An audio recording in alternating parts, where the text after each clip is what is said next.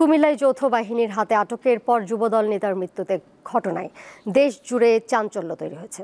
অন্তর্বর্তী সরকারের সময় বিচার বহির্ভূত হত্যার এমন ঘটনা দুর্ভাগ্যজনক বলে উল্লেখ করেছে বিএনপি। ওই ঘটনায় উচ্চপদস্থ তদন্ত কমিটি গঠনের কথা জানিয়েছে আন্তঃবাহিনী জনসংযোগ পরিদপ্তর আইএসপিআর। কুমিল্লায় যুবদল নেতা তৌহিদুল ইসলামকে গত বৃহস্পতিবার যৌথ বাহিনী তুলে নিয়ে যায়।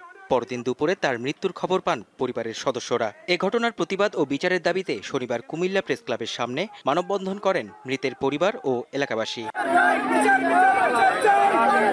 উদ্ভূত পরিস্থিতিতে আইএসপিআর এক বিবৃতিতে জানিয়েছে, এই অনাকাঙ্ক্ষিত ও দুঃখজনক ঘটনার তদন্তে উচ্চপদস্থ তদন্ত কমিটি গঠন করা হয়েছে। পাশাপাশি সংশ্লিষ্ট সেনা ক্যাম্পের ক্যাম্প কমান্ডারকেও প্রত্যাহার করা হয়েছে। তদন্তে দোষী ব্যক্তিদের বিরুদ্ধে সেনা আইন অনুযায়ী ব্যবস্থা গ্রহণের কথা বিবৃতিতে উল্লেখ করা হয়।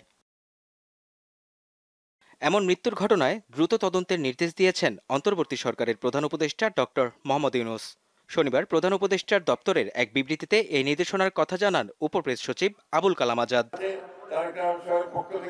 যুবদল নেতাকে বাসা থেকে তুলে নিয়ে যাওয়ার পর নির্যাতন নিপীড়ন চালিয়ে হত্যা করা হয়েছে বলে অভিযোগ করেছেন বিএনপির মহাসচিব। রাজধানীতে এক অনুষ্ঠানে এমন অভিযোগ করেন তিনি।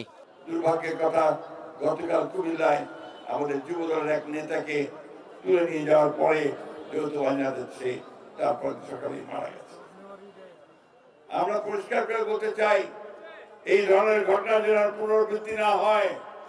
যারা এই ঘটনা ঘটিয়েছে তাদেরকে অবশ্যই বিচারের আওতায় নিয়ে আসতে হবে। বিএনপির পক্ষ থেকে একই সঙ্গে বিবৃতি দিয়ে ঘটনার তীব্র নিন্দা জানানো হয়। বিবৃতিতে ছাত্র জনতার আন্দোলনে আওয়ামী ফ্যাসিস্ট সরকারের পতনের পর গণতান্ত্রিক আন্দোলনে অংশগ্রহণকারী রাজনৈতিক দলগুলোর সমর্থিত অন্তর্বর্তী সরকারের আমলে এ ধরনের বিচার বহির্ভূত হত্যা দুর্ভাগ্যজনক। এমন হত্যার ঘটনায় দেশবাসী হতবাক হয়েছে।